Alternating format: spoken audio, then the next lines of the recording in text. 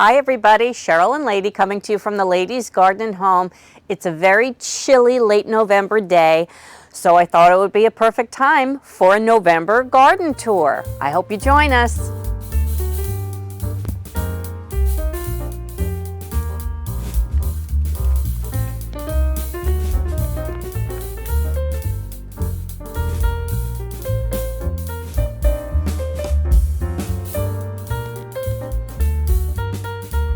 Well, if you're here in the United States, I certainly hope you had a wonderful Thanksgiving. We did. And I just wanted to bring you up to date. November's been a pretty busy month in the garden for me. I've put in my spring flowering bulbs, and I did my last video on that, so take a look if you have a chance. And I put my garlic in, and I've been clearing out some beds and starting a new compost bin cycle as well. So right about now, we've just entered the Persephone months, and what that means is those are the months in winter where we have less than 10 hours a day of sunlight. And it's pretty much a rule of thumb that most things won't grow during that time period because there's just not enough light. A lot of them will just simply go dormant and withstand the freeze, especially if they've got some kind of covering on them. I just thought it would be a good time to show you how I've sort of put the garden to bed, but also how I'm not doing certain things as well. Starting with my Mexican sunflowers that I had such a beautiful show with this year. I was clearing it out, and I had to clear some of it out because it had just sprawled all over this area of the backyard, leaving us no room to get through the fence door.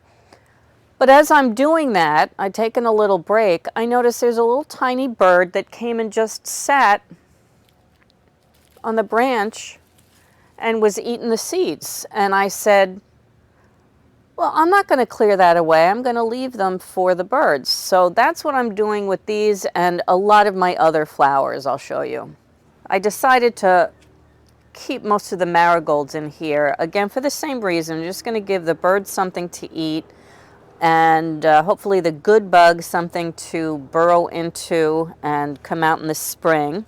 The calendula, it's gotten hit by some frost, as you can see, but some of it's still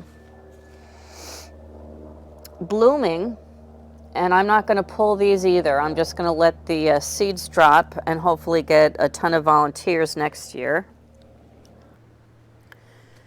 So I cleared the tomatoes out, and I've got a nice clean slate to start next year. Here we've got the bok choy is growing, and I've got a tiny little broccoli rabe there. I don't know if you can see that. I'm hoping it will grow through the winter for me and produce in the spring. That was kind of the plan anyway. This broccoli rabe is doing a little bit better. And we've got some more broccoli rabe there and there. I started a new compost pile, and this is mostly food scraps, some brown paper wrapping, and some old flowers. I'll fill that up as I continue to clean out, but I wanted to show you something. One thing that makes a really good way to start a new grow bag that you're trying to fill, instead of filling it completely with good soil and compost, it's when you go to grow in it, just use some of these root ball plant, that you've pulled out of a planter, and then fill it with soil over that. I've got a little volunteer celery plant growing right here. I didn't plant that. In this bed, I lost one of my cabbage plants, but the other ones are growing. This one seems to be growing pretty well. That's a golden acre cabbage. They'll grow through the winter. And then the centerpiece in this bed is this huge broccoli plant that was planted Well, I started from seed back in February, and it's still producing these wonderful florets. So we're going to see if it lasts the winter just like this without being covered or anything. This broccoli plant is doing very well too. Again, this was another one that I sowed it inside in February, planted out in April. It's time to harvest and get a little broccoli for dinner tonight. I'm very glad that these peas have withstood the frost very nicely and they're still flowering. I'm not sure they'll be able to last through a freeze, but as you can see, they're producing. Some of these Brussels sprouts are doing better than others, and I'm hoping within, I don't know, hopefully before the end of December, I'll have some sprouts on my Brussels sprouts. You see, I have like a little tiny sprout growing in there. This is broccoli rabe over here, and this cauliflower starting to close up. Maybe I'll get a cauliflower, I'm not sure. Another broccoli rabe, and then the potatoes. Oh, look, we got a volunteer, what is that? I don't know, chamomile maybe? Anyway, the potatoes died back, and hopefully there'll be some kind of small little fingerling sized potatoes inside when I harvest this bag, but we're just going to leave that for now. Well, I've covered up these pots, this basket, with marigold debris, and then in here, along this line right there, I planted garlic. I had planted some fava beans early October, and they never came up, and I think it's because some squirrels got to them. They just ate the seeds. I also planted garlic on the perimeter here, and the perimeter here, all along here as well as all along the front here.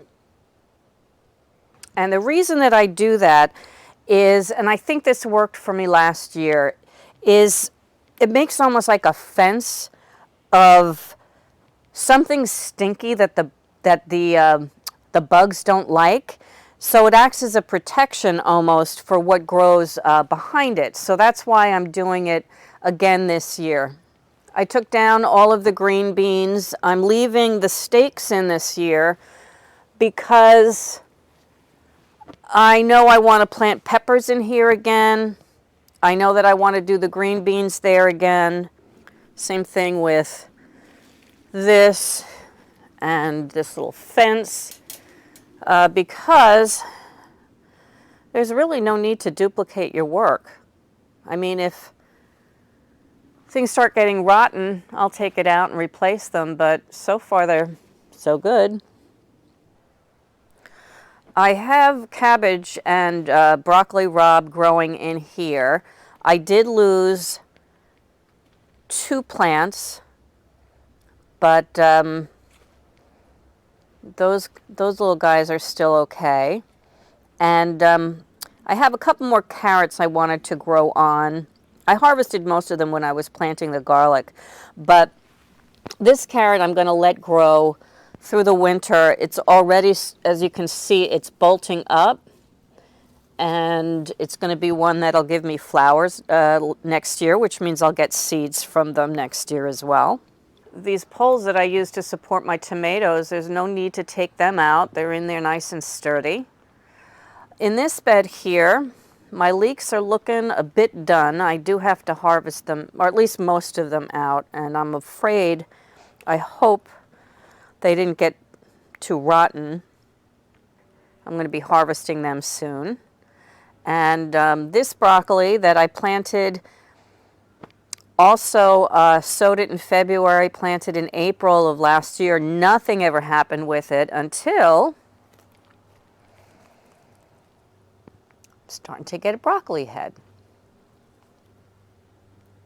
So this is actually 2 plants planted together. And I'm hoping it's going to last through the winter and I'll be able to get some side shoot sprouts too. Celery is doing well. I harvested it back quite a bit. But as you can see, all the volunteer celery seedlings, got a lot of them. Some very slow growing beets in here. I planted another broccoli rabe right here. And the calendula over there is looking pretty sad. The fennel, I don't know, it's starting to bulb up finally. This I planted early spring as well. I've got some fennel seeds I've been harvesting. But we're just going to let that stay in there. And I've got some volunteer carrots here. The alyssum is still blooming, but the calendula is looking pretty sad. Look, got a little flower. In this bed here is where I planted that chrysanthemum plant, as well as a whole bunch of spring flowering bulbs. We've got, oh, what do we have? We have crocus, we have glories of the snow, we have daffodils, we have tulips, we have hyacinths, we have irises. So I'm hoping this is going to be spectacular this spring. The lavender's doing well. It'll just be evergreen. This bed's got a lot going on still. I got a broccoli rabe over here, a bunch of carrots I sowed from seed that had come from a carrot flower back in August. I'm still picking at the mint over here. It's dying back, but still has some green going on. This bed that I call my medicinal flower bed is a combination of mulch, carrots, and some Swiss chard that's going on almost 3 years old.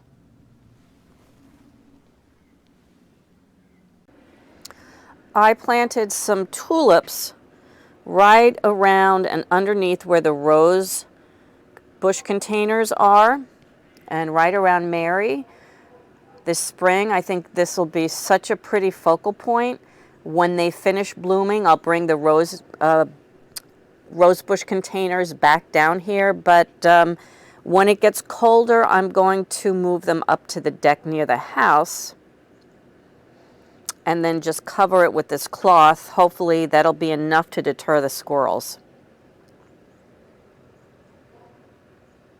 I did a video about the chop and drop method of mulching. You should take a look at that. I'll link it in the description, but basically I just cut back the impatiens and also the begonias that were in here and just drop them in place, creating a nice thick mulch. I'm leaving these marigolds here though for the birds.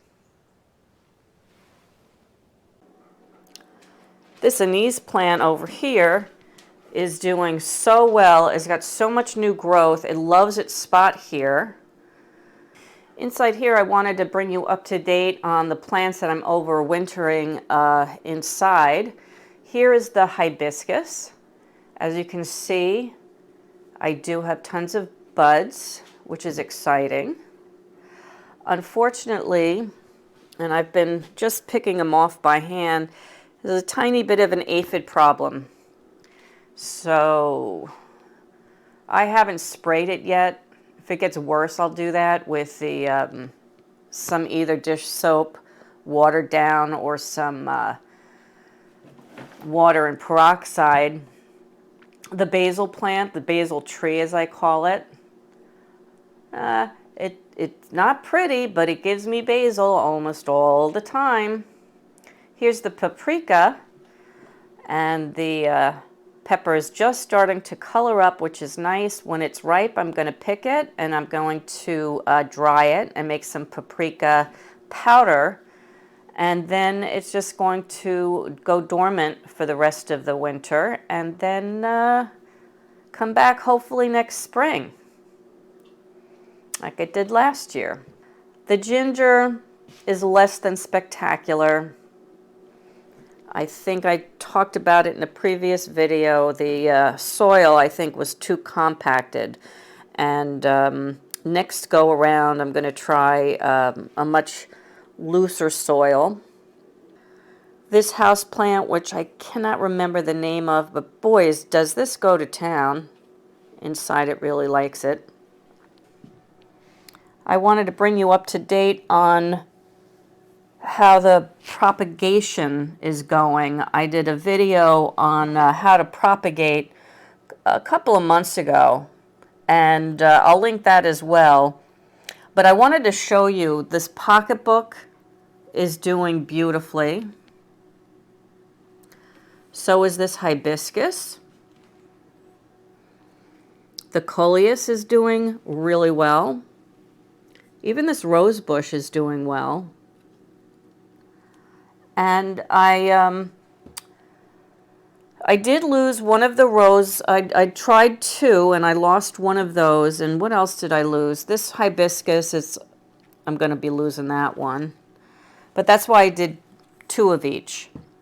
And then I started another hydrangea propagation with a little bit of a different method, using these clear plastic cups, giving it a little bit extra room to root, and also just kind of taping it like this so that it stays completely humid. With the idea being, and I saw this in a video, and I can't remember who, but it was a YouTuber that's very well known for propagation. He uses these plastic cups. I'll link it when I find it, but he uses these plastic cups, puts a hole in the bottom of one, and then double cups it, then uses this one as a dome, and then doesn't touch it until he starts seeing roots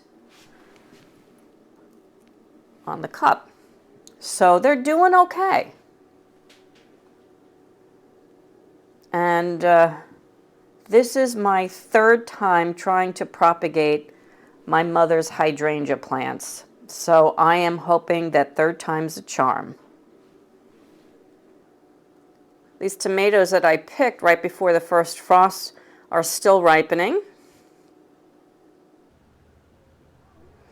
I cleaned up the greenhouse and I moved the herbs in here. This is unheated, so it's just going to rely, I guess, on the warmth being against the house.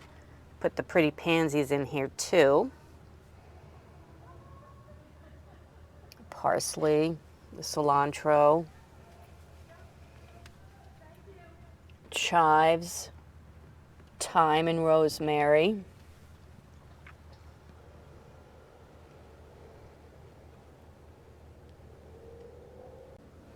The deck containers here this fall have been a bit disappointing, although I have a ton of volunteer herbs, dill, and some cilantro. The spinach really hasn't done well. I've got a ton of weeds, and I'm not really sure why they're so stunted. But I have a feeling it's because I have very compacted soil in here. We still have flowers on the strawberries. They have not been affected too badly by the frost. Interesting though, the ones that are closest to the house are doing better. Oh, look at all those berries coming on. Nice. The geraniums finally got hit just the other night. because just 2 days ago, these were still blooming very pretty. Odd little volunteer lettuce is doing very well. And my little red Japanese maple tree seedling is also doing pretty well. It's just about losing its leaves though. Archie the artichoke is still doing very well. And just a fig named Sue has dropped its leaves, and when it dips really freezing, I'm going to bring it inside the house for the winter. The green stalk, there's still signs of life. We've got some lettuce seedlings that are coming up. I still have some carrots in here that are probably almost ready to be harvested. I've got some lettuce going to seed, but then I have some volunteer lettuce. I planted spinach in here. It didn't come up, but I've got all these lettuce seeds. That's from the that lettuce that I let go to seed, and it just dropped its seeds all over the green stalk, which is fine. There's some spinach coming up. At the sage, that should overwinter pretty well.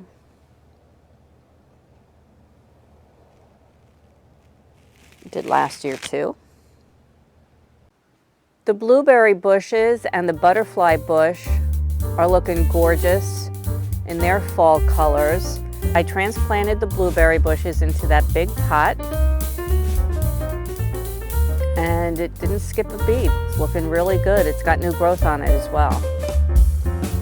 So as we're moving into the darkening days and into winter, we're also moving into my favorite time of year, which is the Christmas season. So we'll have a lot of color there.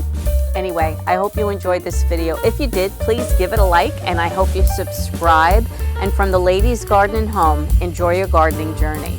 Bye! Say goodbye, lady. Lady says goodbye.